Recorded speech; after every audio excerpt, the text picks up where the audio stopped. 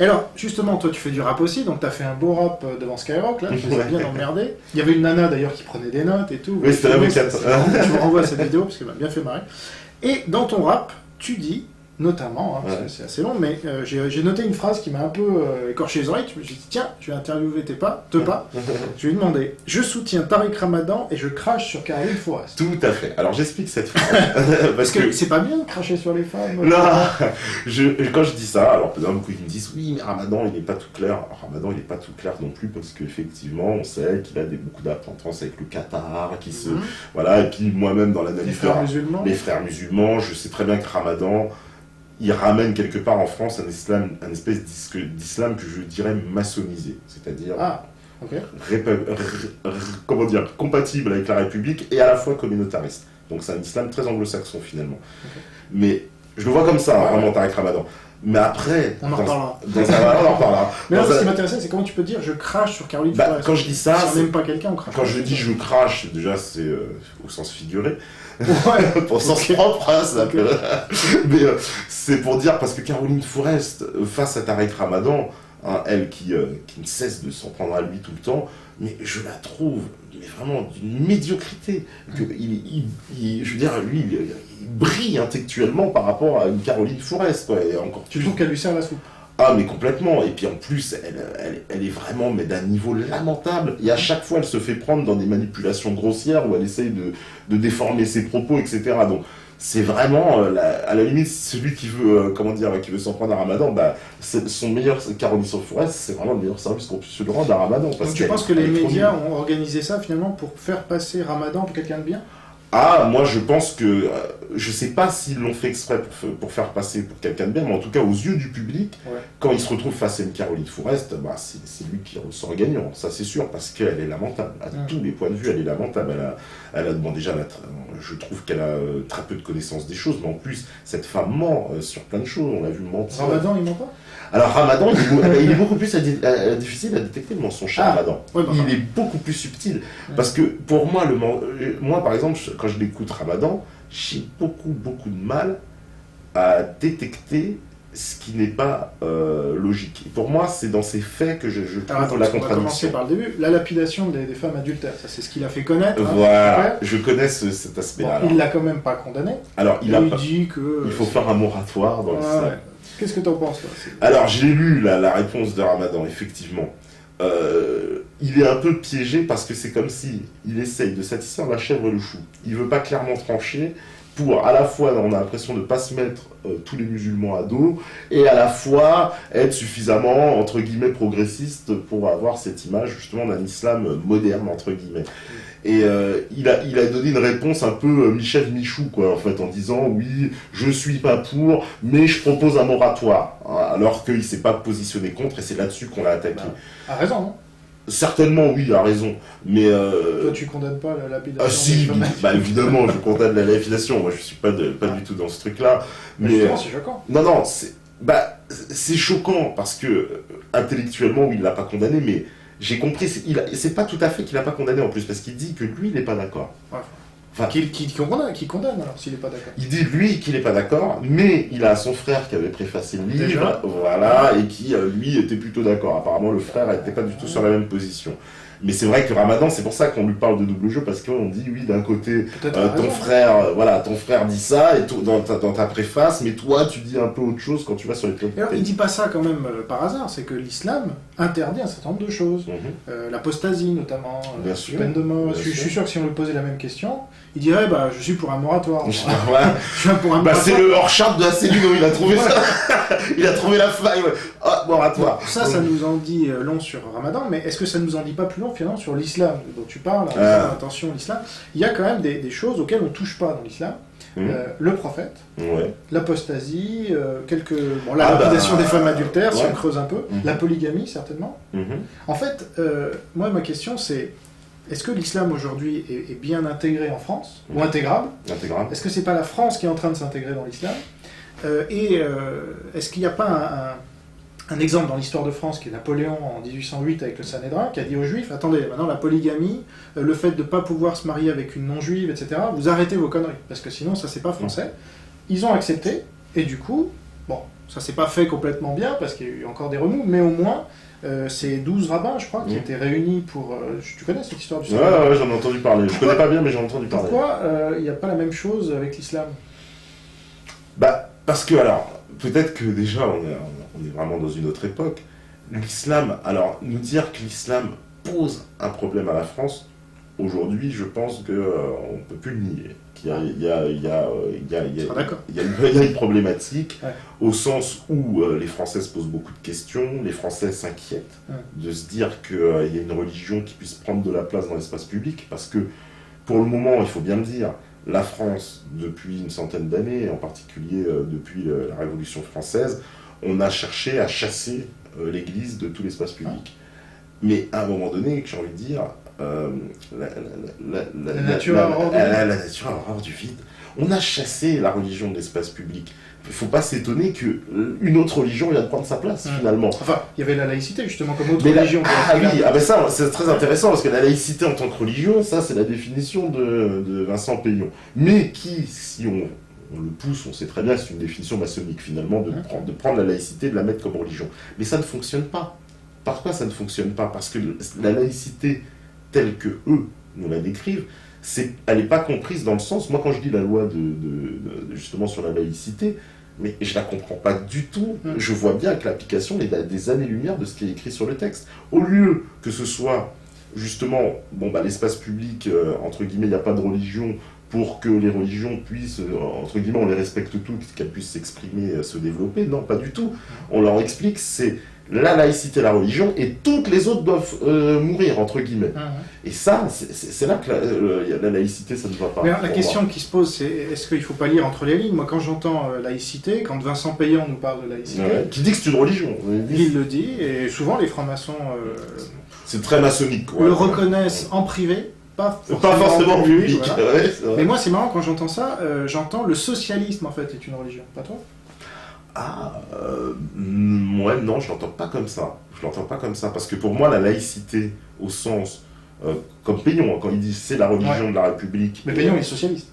Il est socialiste, mais quand je l'entends qu'il nous parle de cette laïcité en disant la laïcité est la religion de la République, et c'est celle qu'on aurait dû imposer, il le dit, à la Révolution française, et que la Révolution n'a pas eu vraiment lieu, enfin n'est pas tout à fait terminée, tant que cette religion n'est pas devenue, entre guillemets, vraiment très majoritaire. Pour moi, ça démontre c'est que un des objectifs entre la Révolution française était bien de déchristianiser complètement la France et de chasser l'esprit religieux C'est pas le projet socialiste? Le projet socialiste porte complètement... qu'il porte en soi, oui, mais il le porte, mais aujourd'hui, je crois pas qu'on puisse juste mettre les socialistes comme en leur faisant porter la responsabilité de ça, puisque la droite aussi. La droite n'est pas plus... elle est aussi anticléricale que la gauche. Est-ce qu'elle n'est pas aussi socialiste que la gauche, finalement? Alors oui, bon, l'inverse, c'est vrai, c'est comme on veut. Mais de toute façon, aujourd'hui, c'est pour ça que socialiste, pour moi, est un mot qui ne veut plus rien dire. D'ailleurs, ça, c'est sûr, c'est quelque chose qui est vide de sens, parce que justement, qu'on me dise socialiste, ou aujourd'hui, d'ailleurs, la droite, je sais pas comment on les appelle, les gaullistes aujourd'hui, je sais pas. On dit les gaullistes. Les gaullistes, en tout cas, il n'y a plus de différence, il n'y a même plus une feuille de papier à cigarette, ils appliquent exactement le même programme. Mais quand j'entends Payon parler de ça, moi, je l'entends bien me dire que cette laïcité, entre guillemets, si je devais le comparer à quelque chose, ce serait presque de l'athéisme, en tout cas, une adhésion, en tout cas, à toutes les valeurs maçonniques, qui veulent que la religion, ce soit une ringardise, Dieu, on ne prononce même pas son nom, et on doit se plier au fait que, on ne doit croire en rien. Mais quand on pousse le raisonnement de cette, justement, laïcité de croire en rien, ce nihilisme absolu, je vois bien que ça touche l'ensemble de la société, c'est-à-dire l'ensemble de cet homme nouveau qu'ils essayent de faire, qu'ils essayent de faire accoucher. L'expression est parfaite. Voilà, une espèce d'homme nouveau, donc sans religion, sans patrie, sans identité. Et aujourd'hui, on apprend sans identité sexuelle non plus. C'est-à-dire, pour moi, la théorie du genre, ça nous dépouille de ce que on est de base, c'est-à-dire avant tout, avant même justement d'être français, avant d'être musulman, on est d'abord un garçon ou une fille. Enfin, ça commençait par là. Quand on est, la première chose qu'on vous dit à la maman, c'est un garçon, c'est une fille. Alors ça, pour le coup, c'est le projet plutôt communiste, là, puisque les communistes disent le génétique n'existe pas. N'existe pas. C'est ça l'idée. C'est Lysenko, tu sais. Tout est environnement, tout est culturel. Donc, est-ce que, pour toi, et d'ailleurs, on sait que le communisme vient du socialisme, parce que même en France, en 1920, le communisme est issu du socialisme, avec la scission. On peut dire presque le socialisme allemand, peut-être même, non? National-socialisme. Ouais. Bah, pour moi, le socialisme même a une inspiration allemande. Semble-t-il que Bismarck avait mis en place depuis très longtemps des mesures socialistes bien avant qu'en France... Ils l'ont adapté à leur culture. Voilà.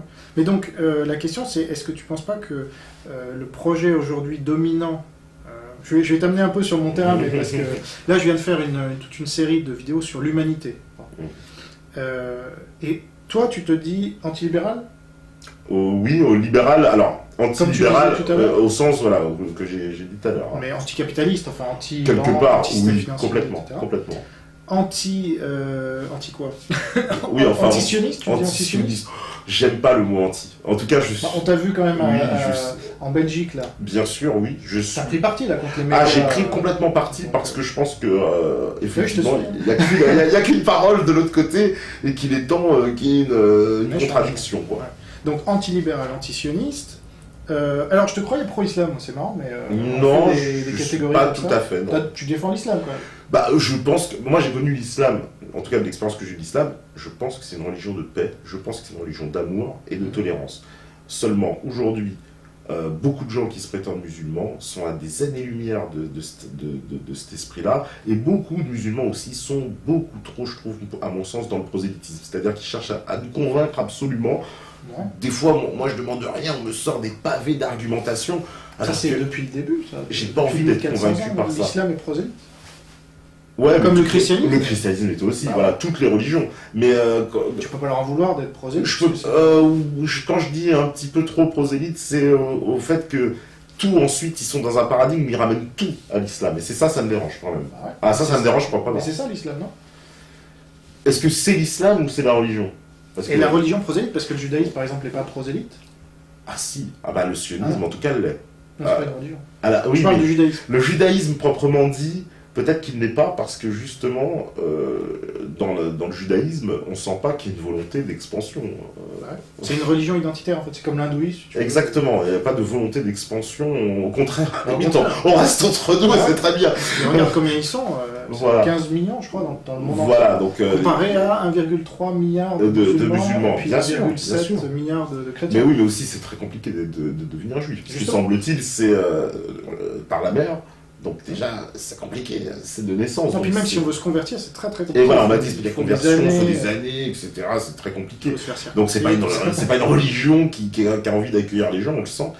Donc finalement, l'islam, c'est son projet, lui, de convertir. Et donc si tu dis l'islam est une religion de paix, est-ce qu'une religion peut être de paix si son but c'est de convertir? C'est son but. En fait, oui, quelque part, je dis c'est une religion de paix parce que... moi j'aime bien à la limite le soft power, c'est-à-dire si on me convainc par des arguments. Or, là l'islam est passé dans une phase, effectivement, pour certaines personnes en tout cas, pour moi d'une espèce de prosélytisme très agressif. Et ça me dérange, surtout... Alors là, c'est là que ça rentre après en contradiction avec la nation française, c'est lorsqu'on veut imposer que ça devienne une règle dans l'espace public. Et là, on touche un tabou suprême, puisque ça fait 100 ans qu'on nous dit « il ne faut pas de religion dans l'espace public ». Mais ça, c'est la faute des maçons aussi, puisqu'ils ont décidé ça. Maintenant, il n'y a plus de religion dans l'espace public, une autre religion a pris la place. Il y avait la place était vide, en même temps... Mais comment tu expliques que les maçons, comme tu dis, ou moi je dis les socialistes, c'est les mêmes, comment tu expliques qu'ils financent les mosquées? Puisque c'est démontré, moi j'ai édité un livre sur le sujet, ces mères qui courtisent l'islamisme, sur 300 pages, il y a une réédition qui sort. Comment tu expliques qu'ils peuvent financer des mosquées et laisser financer les mosquées de l'étranger aussi? Parce que, oui, par les fonds arabes, Qatar, Algérie, Maroc, on sait, c'est pas contradictoire?